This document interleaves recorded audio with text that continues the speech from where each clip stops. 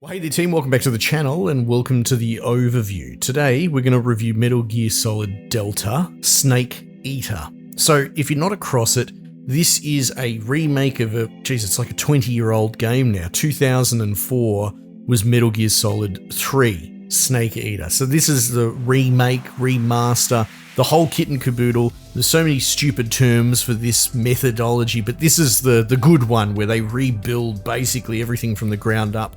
And that also includes improvements to the core gameplay loop. So credential-wise, it occurs to me I'm actually someone who's played most of the Metal Gears. This is the only one I hadn't played, so I hadn't played 3, but I've actually over the years as a fair weather fan chipped away at them all, and I've kind of picked up a lot of the main story through osmosis. I don't have anything against Metal Gear, but you generally speaking, you have people that haven't played it, and then people who go insane writing on the walls about all the theories and etc., right? They really go down the rabbit hole. So this was a blind spot for me, and I'm really glad to have had the opportunity to go back and check it out because I really enjoyed it. This was a lot of fun, and again, having them overhaul a lot of the mechanics because it's not just clunky and dated going back to the older Metal Gears, but they have you could call it a uniqueness to them as well. It's very unconventional.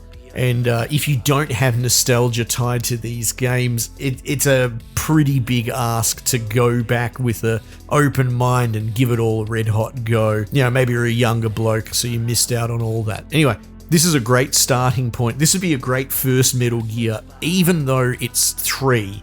So, technically the third one, well, it depends. It really depends how you want to look at Metal Gear and the old games from before that. But the main takeaway is, keep in mind, this is a prequel. It's set sort of as a 70s spy thriller, and it sets up a lot of the subsequent games. So in a way, it stands apart, and it actually makes so much sense why they decided to remake this one first. And presumably, if this is successful, they'll do the same for, 1 and 2 at least, and that'd be wonderful to see. So yeah, you can start here. It's a really good on-ramp, controls and plays really well. There's some cool survival mechanics that I didn't know about in it that are, kind of AAA-ish, a bit more accessible, not too obtuse. But they added value to the game. We'll talk about that. And, I enjoyed the story and all that. Kojima-isms and all, right? Love him or hate him, you can't really disagree that he has a pretty inflated view of himself and as such needs more editorial oversight. What I'm trying to say is a lot of his work is very bloated and it goes on for 5-10 minutes longer than it possibly needed to convey the point. So that aside, all the pacing in that was fine. Steam tells me I took 12.5 hours to clock through this, and it was an absolute trip. I loved every second of it. As someone who is ultimately a fresh set of eyes coming in here, and I don't strictly have nostalgia, definitely not for this story, and I didn't really know any of this setup. So that was really cool and really fun. And I would highly recommend it if you're someone that has always wanted to get into Metal Gear but never taken the plunge. As far as scoring goes, I'm doing an unconventional system this year where I'm reviewing 100 games over the course of 12 months from 100 down to 1, represented with a percentage. Don't get too hung up on it. All it really matters is as a list to help you decide, what I would recommend to you to buy first over last. Personally, I'm a little bit jaded by all the establishment being okay with just giving a 7 out of 10 for fucking everything. That way they don't rock the boat with the fans too hard and they don't lose their access to review keys. And I just think it actually would be more helpful to give you a more accurate ranking as a score. So at the time of this review, I'm putting this at 92%, which is sitting between JDM, Japanese Driftmaster, and above Dune Awakening. So all great games, very high pedigree. Obviously, this is one of the better games I've played so far this year. It's a dynamic score, so it'll rise and fall over time. But suffice to say, I really enjoyed it. So, setup is you're playing as Snake, the first Snake. Naked Snake. There's lots of different snakes and all that, and I don't want to get sidetracked. I'm not even going to attempt to teach you Metal Gear, mostly because I probably only understand so much myself. But understand that the trappings of this one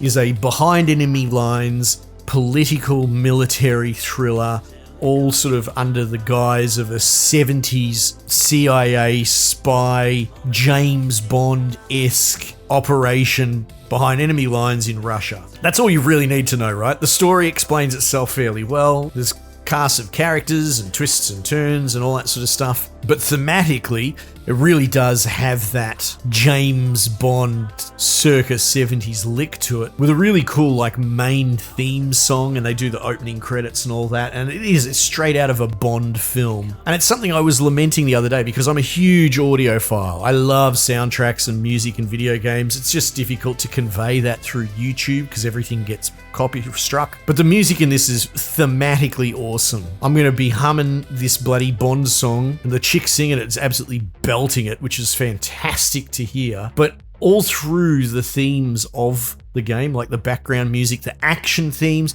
that it's all woven in, right? That they all follow that same thematic flow of the core song. So it's such an earworm, and you'll just keep hearing it pop up over and over and over again. It's just excellent soundtrack. Gameplay, I was the most like worried about going in. The idea of even going back to Metal Gear 1 or 2, which I played way back in the day, but like I find that intimidating. I don't really want to have to deal with the forced cameras and the clunky controls, and you know, it might seem a bit hypocritical as someone who's a huge fan of Resident Evil, because I am, but I'm also someone that lives in reality. I understand trying to get someone to try out like Resident Evil 1 fresh and they have no background is a big ask. In fact, I had a friend do that recently, and he kind of bounced off it, and I can't blame him at all. So this is to Metal Gear what Resident Evil 2 and 3 remakes that came out in previous years is to Resident Evil, if that makes any sense. Much more palatable and stomachable if you don't have nostalgia to carry you through clunky controls. It's still got a little bit of clunk to it, right? Because it was never built from the ground up to be a really good third-person action combat game. It's still a, you know, what do they call them? Stealth, tactical espionage, blah, blah, blah. So like it is more focused on sneaking around. However, I'm pretty sure I killed just about everything. I was surprised how linear a lot of the gameplay environments are. And that would be because of limitations of the hardware at the time. So there's a lot of essentially running up jungle corridors and navigating you through these little linear paths in a way. And then it'll be backtracking back and forth. But yeah, I was actually surprised. I assumed it was going to be a little bit more open world, but you know, I'm not trying to hold this game to an unfair standard. It is, after all, originally from 20 years ago. But yeah, I kind of assumed there might be a little bit more open world to it. So, but also, I'm kind of pleasantly surprised how it was much more of a linear narrative game. At its core, there's a couple of really interesting mechanics. Like, it has all the stuff that you'd expect from a Metal Gear game. You know, you've got these cyclable menus in your bottom left and right corner for equipment and weapons. Not really a big focus on combat. You know, there is a high lethality against you as well, so you are incentivized to try not to brute force your way through it. However, I feel like and look, it depends on my memory, I feel like I could get away with murder pretty much in this, and it was a lot more action run and gun than how I remember a lot of the Metal Gear games. But it has some really standout survival mechanics that I haven't seen in anything else before, and I would love to see more of this stuff. One would be the injury system. So a lot of, you know, you're getting shot, burnt, electrocuted, stabbed, all that sort of stuff, and quite often it will go into like an injury state, and what that does is it puts a red chunk against your max health bar, and I think it just slowly heals over time. But what you can do is go into the cure tab, and through that you can triage and treat the individual injuries. An example would be like a bullet wound, right? You've got the bullet lodged in you still, so you go through the menu and you pick the knife and you dig the bullet out, and then you disinfect it, and then you put this blood stopping patch on it, and then you bandage it as well. Maybe if you got a knife wound, you'd have to stitch it, and burns probably need ointment.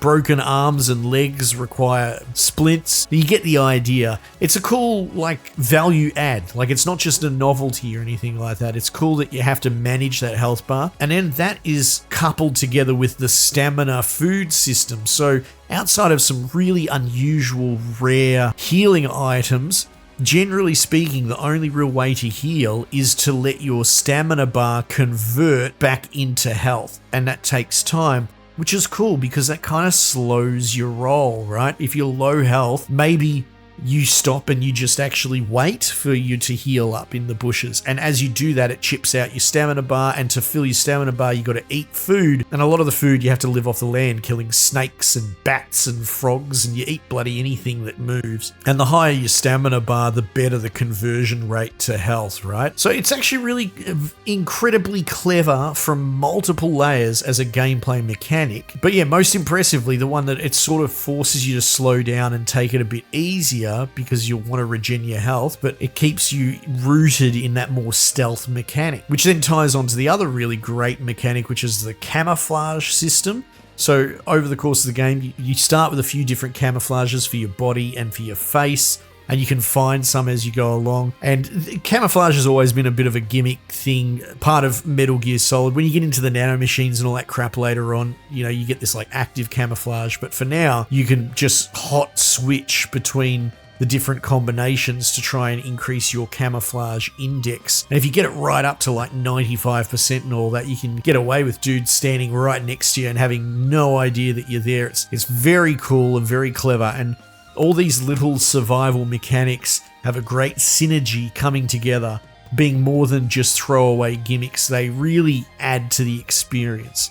So for the most part, you're sneaking around, you're investigating, you know, you're doing spy stuff. Then you have action set pieces, which, you know, they work. The system doesn't quite strain underneath it. It is ultimately a Kojima game, and if somehow you don't know anything about Kojima, here's my dot point brief that'll upset everybody, right? Kojima is an auteur and he is a diva, right? He has a lot of Western in him, even though he's out of Japan. In fact, that's a lot of the problems that came out of his relationship with Konami, who are the guys that have released this game.